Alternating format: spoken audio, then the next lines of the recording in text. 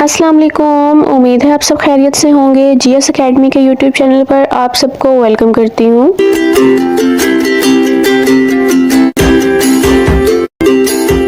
आज हम class 8 general science chapter number 1 ecology की एक्सरसाइज को सॉल्व करेंगे। चलिए अब हम इसकी एक्सरसाइज को स्टार्ट करते हैं। तो सबसे पहले हमें क्वेश्चन नंबर 1 दिया गया है, in circle the correct option. First है हमारे पास the phenomena which does not lead to global warming. इनमें से कौन सी ऑप्शन करेक्ट है जो ग्लोबल वार्मिंग का बायस नहीं बनती? Green house effect, ozone depletion, deforestation या photosynthesis. So option D is correct, photosynthesis. Next हमारे पास है the feeding level of an organism in an ecosystem is called. Ecosystem में किसी जानदार के खुराक के लेवल को कहा जाता है trophic level, succession level, food chain या food web. So option A is correct, trophic level. Next है हमारे पास the graphical representation of trophic relationship of organism in an ecosystem is called. जो हमारे पास इकोसिस्टम में जानदारों के जो ट्रॉफिक लेवल का ताल्लुक है, इसको हम ग्राफिकल रिप्रेजेंटेशन जो करते हैं उसको हम क्या कहते हैं? Food chain, trophic level, ecological pyramid या प्रीडेशन।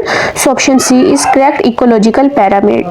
नेक्स्ट है हमारे पास all the food chains are joint together to form. जो फूड चेन्स है ये आपस में मिलकर क्या बनाती हैं? Ecological pyramid, food web, trophic level या none of these. So option B is correct, food web.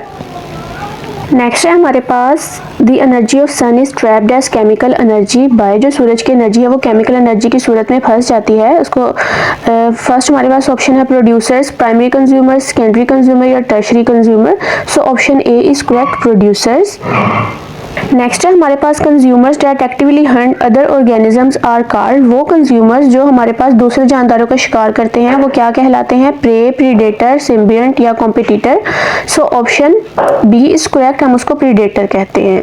Next हमारे पास आता है are relationship where two species live together closely is called. एक ऐसा रिश्ता जहाँ जो दो स्पीशी हैं वो मिलकर रहती हैं वो क्या कहलाता है? प्रीडेशन, सिम्बायोसिस, कॉम्पिटिशन या none of these. So option B is correct, हम उसको सिम्बियोसिस कहते हैं। नेक्स्ट है हमारे पास we can solve environmental problems by. जो हमारे पास इन्वायरमेंटल माहौलियाती जो हमारे पास मसाइल है हम उनको कैसे हल कर सकते हैं? Reducing pollution, plantation, protection of endangered species या all of these. So option D is correct, all of these. Next है हमारे पास ecological imbalance is caused by. जो हमारे पास इकोलॉजिकल इम्बैलेंस है वो किसकी वजह से होता है? Deforestation, over hunting, over population या all of these. Option D is correct, all of these. Next हमें क्वेश्चन दिया गया है question number 2, write short answers. First है हमारे पास व्हाट आर इकोलॉजिकल पिरामिड्स। इसका हम आंसर देखते हैं the different feeding levels of organism in an ecosystem are called trophic level. जो हमारे पास डिफरेंट फीडिंग लेवल्स होते हैं ऑर्गेनिज्म के हम उनको ट्रॉफिक लेवल्स कहते हैं। इसकी example producers and primary carnivores हैं। This trophic relationship can be represented in diagram shaped like pyramids, hence called ecological pyramid. So basically जो हमारे पास इकोलॉजिकल पैरामिड्स है इसकी जो डायग्राम है वो पैरामिड की शक्ल की होती है। ठीक है, इसकी जो डायग्राम है वो हमें पैरामिड की तरह जो है वो नजर आती है, इसीलिए जो इसका नाम है वो हमने इकोलॉजिकल पैरामिड्स रखा हुआ है। नेक्स्ट हमारे पास क्वेश्चन आता है व्हाट इज प्रीडेशन। प्रीडेशन क्या है? जिसको हम शिकार करना भी बोलते हैं। Predation is an ecological process where energy is transfer from one living animal to another. Predation हमारे पास एक ऐसा इकोलॉजिकल प्रोसेस है जिसके अंदर जो एनर्जी है वो एक हमारे पास जो लिविंग एनिमल है उससे दूसरे में मुंतकिल होती है। It involves a predator capturing and killing its prey before consuming it. So इसके अंदर जो प्रीडेटर होता है जो शिकार कर रहा है वो अपने शिकार को पहले मारता है और फिर उसे खा लेता है। सो नेक्स्ट है हमारे पास question number 3, differentiate between. First हमें दिया गया है oxygen cycle and carbon cycle and second food chain and food web. So सबसे पहले हम oxygen cycle and carbon cycle में डिफरेंस देखते हैं। The oxygen cycle involves the transfer of oxygen between living system and environment. जो oxygen है ये जो हमारे पास लिविंग ऑर्गेनिज्म है और जो इन्वायरमेंट है उसके दरमियान जो ट्रांसफर है ऑक्सीजन का उसको करवाता है। नेक्स्ट कार्बन साइकिल क्या है? Carbon is a key element of organism utilised by plant from CO2 in photosynthesis. जो कार्बन साइकिल है वो प्लांट्स पे जो फोटोसिंथेसिस का प्रोसेस है उसके अंदर यूज होता है। नेक्स्ट ऑक्सीजन साइकिल में क्या है कि maintain stable oxygen levels in the air. हवा में जो ऑक्सीजन का लेवल है उसको मेंटेन रखता है ऑक्सीजन साइकिल। जो कार्बन साइकिल है इसके अंदर जो कार्बन है वो फूड का जो है वो पार्ट बन जाता है जिसको इकोसिस्टम के जरिए ये जो है वो हम कंज्यूम करते हैं। नेक्स्ट हमारे पास ऑक्सीजन का क्या है, oxygen is release during photosynthesis and respiration. जो ऑक्सीजन है वो रिलीज होती है फोटोसिंथेसिस और रिस्पिरेशन के प्रोसेस में, जबकि जो कार्बन डाइऑक्साइड है ये रिलीज होती है रिस्पिरेशन में, जो कि फॉसिल फ्यूल कंबशन के लिए भी यूज होती है। नेक्स्ट है हमारे पास food chain and food web में हमने डिफरेंशिएट करना है। तो फूड चेन क्या है, the feeding relationship among organism at different trophic levels form a chain called food chain. जो हमारे पास ट्रॉफिक लेवल्स हैं, इस पर जानदारों के दरमियान जो हमारे पास फूड का रिलेशनशिप बनता है वो एक चेन बनाता है, जिसे हम फूड चेन कहते हैं। A food chain start at producer level and is followed by herbivores level, then it continue to carnivores, primary consumer, secondary consumer, tertiary consumer, at the end all carnivores after death are consumed by decomposers. इसके अंदर क्या है कि food chain जो है वो producer level से शुरू होता है और हार्बिवर्स लेवल तक जाता है। फिर ये जो है वो इसी तरह प्राइमरी कंज्यूमर, सेकेंडरी कंज्यूमर, इन सब से होता हुआ जो एंड है इसका कहाँ पर होता है कि जितने भी हमारे पास कार्निवर्स हैं वो डिकम्पोजर्स जो है वो इस्तेमाल करते हैं। जब वो हमारे पास जो कार्निवर्स हैं जब वो मर जाते हैं तो उसके बाद जो है उसको डिकम्पोजर्स इस्तेमाल करते हैं। इसी तरह फूड वेब क्या है कि जो फूड वेब है वो रिप्रेजेंट करता है रिलेशनशिप और इंटरेक्शन को डिफरेंट ऑर्गेनिज्म के दरमियान। In a food web all animals food in more than one food chain, these food chain are joint together to make a food web. इसके अंदर भी क्या है कि जो फूड वेब है ये तमाम जानदारों के दरमियान जो रिलेशनशिप है उसको हमें जाहिर करता है, और जो फूड वेब है इसके अंदर जितने भी जानदार हैं वो एक से ज्यादा जो फूड चेन है उससे खुराक जो है वो खाते हैं, और इसी तरह जो फूड चेन है ये आपस में मिलकर फूड वेब बनाते हैं। नेक्स्ट है हमारे पास question, write any one solution to environmental problems. जो हमारे पास माहौलियाती आलूदगी है इसका कोई हमने एक हल बताना है। सो हम इसका आंसर देखते हैं। Plantation is one of best solution to environmental problems, there are many benefits of plants. So basically जो प्लांटेशन है, दरख्त लगाना जिसको हम शजरकारी बोलते हैं, ये हमारे पास बेस्ट ऑप्शन है एनवायरमेंटल प्रॉब्लम्स को कम करने का। और जो प्लांट्स है ये हमारे लिए बहुत फायदेमंद होते हैं कि जो प्लांट्स हैं ये हमारे जो एयर पोल्यूशन है उसको कम करते हैं और जो पोल्यूटेंट गैस हैं उसके लेवल को ऑब्जॉर्व करते हैं। It also maintain the temperature of an area at a lower level than the area without trees. So ये टेम्परेचर को भी मेंटेन करते हैं उसकी निस्बत जहाँ पर ट्रीज जो है वो कम होते हैं। नेक्स्ट हमारे पास क्वेश्चन है, name some of factors which can cause ecological imbalance. तो हमारे पास इकोलॉजिकल जो बैलेंस है उसको जो हमारे पास फैक्टर्स हैं कौन कौन से अफेक्ट करते हैं। सो हम इसका आंसर देखते हैं। The following factors can cause ecological imbalance. जो हमारे पास इकोलॉजिकल इम्बैलेंस है इसके ऊपर कुछ फैक्टर्स जो है वो असरअंदाज करते हैं। फर्स्ट हमारे पास है इंट्रोडक्शन ऑफ न्यू स्पीशीज, जो हम न्यू स्पीशीज को है वो मुतारिफ करवाना। सेकंड है ओवर हंटिंग, मतलब कि हद से ज़्यादा जो है वो शिकार करना। चेंज इन वाटर सप्लाई, जो पानी की सप्लाई है उसको तब्दील करना। एंड माइग्रेशन, जिसको हम कहते हैं कि नकल मकानी करना, एक जगह से दूसरी जगह मुंतकिल करना। ये सारे जो हमारे पास फैक्टर हैं ये इकोलॉजिकल इम्बैलेंस के ऊपर जो है वो अफेक्ट करते हैं। नेक्स्ट है हमारे पास question, constructed response question, question number 3। First हमें दिया गया है, how are carbon and oxygen cycle helpful for the environment. जो हमारे पास कार्बन एंड ऑक्सीजन साइकिल है ये इन्वायरमेंट के लिए क्यों हेल्पफुल है। सो हम इसका आंसर देखते हैं। Carbon and oxygen cycles are very helpful for the environment because when exposed to light, green plants use carbon dioxide from the atmosphere to manufacture living matter and release oxygen into air. So इसके अंदर क्या है कि जो हमारे पास जो carbon cycle और ऑक्सीजन साइकिल है ये इसलिए भी हमारे लिए इंपॉर्टेंट है कि जब ये लाइट के साथ एक्सपोज करते हैं तो फोटोसिंथेसिस का जो प्रोसेस है इसके अंदर ये बहुत हेल्पफुल होते हैं।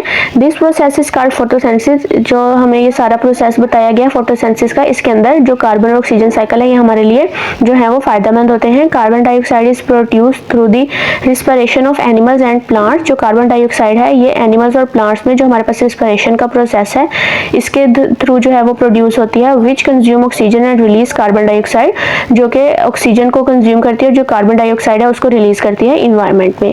नेक्स्ट हमारे पास क्वेश्चन है, is the sun the main source of energy for life on earth, explain.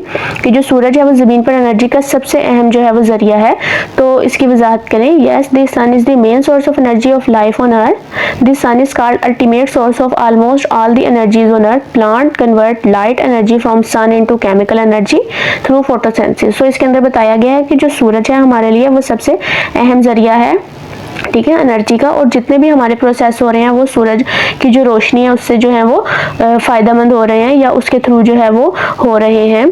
सो इसके अंदर बताया गया है प्लांट्स का कि जो प्लांट्स है वो लाइट जो हमारे सूरज से आती है उसको कन्वर्ट करती है केमिकल एनर्जी में, जिससे वो खुराक तैयार करती है, जिसको हम फोटोसिंथेसिस का प्रोसेस भी कहते हैं। सो नेक्स्ट है हमारे पास question, what would be the effect of over hunting. और जो ज़रूरत से ज़्यादा शिकार है उसका क्या असर होता है। इसका आंसर है, over hunting can cause extinction of many species. Over hunting of one animal species cause an abundance of others, hence leading to an imbalance in the natural ecosystem and the food chain. So basically क्या है कि जो over hunting है वो species के जो ख़त्म होने का ज़रिया है वो बनती है।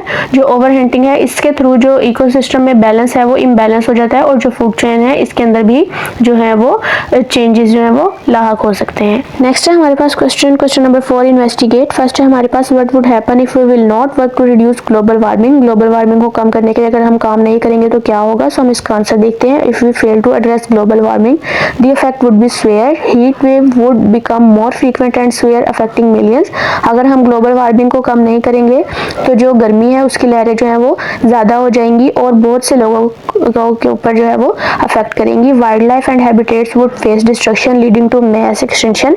तो जो वो हमारे पास जो जंगली जानवर हैं जो उनके हैबिटेट्स हैं, रहने की जगह है, उसकी वजह से जो है वो अफेक्ट करेंगी और जो उनकी नस्लें हैं वो ख़त्म होने का जो है वो खतरा हो सकता है। Super storm, droughts and heat wave would occur more frequently causing health crisis and illness. So जो हमारे पास तूफान, खुश्कसाली और जो गर्मी की तेज़ लहरें हैं उसकी वजह से जो बीमारियां फैलने का खतरा है वो भी बढ़ जाएगा। Agriculture production would decline potentially leading to global food shortage and famine. So इसी तरह ग्लोबल वार्मिंग की वजह से जो एग्रीकल्चर प्रोडक्शन है हमारे पास, जो हमारे पास ज़री पैदावार आ रही है उसमें कमी आएगी और जो खुराक है उसकी किल्लत हो जाएगी। नेक्स्ट है हमारे पास question, why do the producers occupy the base of pyramid. जो हमारे पास प्रोड्यूसर्स हैं उसको इकोलॉजिकल पिरामिड्स की बुनियाद पर क्यों रखा जाता है। सो हम इसका आंसर देखते हैं। Ecological pyramids are based on number and weight of organism at each trophic level, the weight decreases as we move up the pyramid. So इसके अंदर हमें बताया गया है कि जो इकोलॉजिकल पिरामिड है ये ट्रॉफिक लेवल पर जो है वो ऑर्गेनिज्म के वेट और जो उसके नंबर है उसके हिसाब से रखे जाते हैं। इसी तरह जो वेट है जब डिक्रीज होगा तो जो पिरामिड है वो ऊपर की तरफ जाएगा। सो हम इसकी एग्जांपल देख लेते हैं कि जो प्लांट है हमारे पास वो 1 लाख केजी जो है वो हमारे पास मौजूद हैं। सो जो हर्बीवर्स हैं इनके लिए 10,000 केजी जो है वो खाने के लिए काफ़ी होंगे। इसी तरह अगर हम कार्निवर्स की बात करें तो इसको 1000 केजी चाहिए खाने के लिए और जो हमारे पास कार्निवर्स हैं इसी तरह जो सेकेंडरी कार्निवर्स हैं इसके लिए 100 केजी जो है वो इनफ है। Producer form the foundation of the pyramids. और जो प्रोड्यूसर्स हैं ये इकोलॉजिकल पिरामिड की जो है वो बुनियाद पर रखते हैं। नेक्स्ट हमारे पास क्वेश्चन है, hypothesised what would happen in the ecosystem if population of one of species is affected. कि अगर हमारे पास जो स्पीशीज है इसकी पॉपुलेशन चेंज की जाए या इसके अंदर कोई भी कमी लाई जाए या ज़्यादा किया जाए इसको, तो इसके ऊपर क्या इफेक्ट हो सकता है। So change in the population of species can lead to overpopulation and underpopulation. Overpopulation में देखते हैं, overpopulation cause intense competition and ecosystem collapse. कि जो हमारे पास माहौलियाती आलूदगी है इसके अंदर जो एक नस्ल है अगर उसकी आबादी जो है वो ज़्यादा बढ़ जाती है तो इसके अंदर जो कंपटीशन का रेट है वो भी ज़्यादा बढ़ जाता है और जो इकोसिस्टम का जो हमारे पास जो एक निज़ाम है उसका डिस्ट्रॉय होने का जो है वो खतरा बढ़ जाता है। Next, under population leaving a gap in energy transfer and ecosystem process. इसी तरह जो हमारे पास अंडर पॉपुलेशन है कि जो नस्ल की जो हमारे पास आबादी है इसके अंदर जो कमी आ जाती है तो ये जो हमारे पास इकोलॉजिकल जितना भी हमारे पास बैलेंस चल रहा है या हमारे पास जो एनर्जी ट्रांसफर हो रही है इसके अंदर जो है वो एक गैप छोड़ देती है। सो स्टूडेंट्स ये थी हमारी आज की वीडियो जिसमें हमने चैप्टर नंबर 1 इकोलॉजी की एक्सरसाइज को सॉल्व किया। मिलते हैं आपसे नेक्स्ट वीडियो में। अल्लाह हाफिज। Thank you for watching. GS Academy.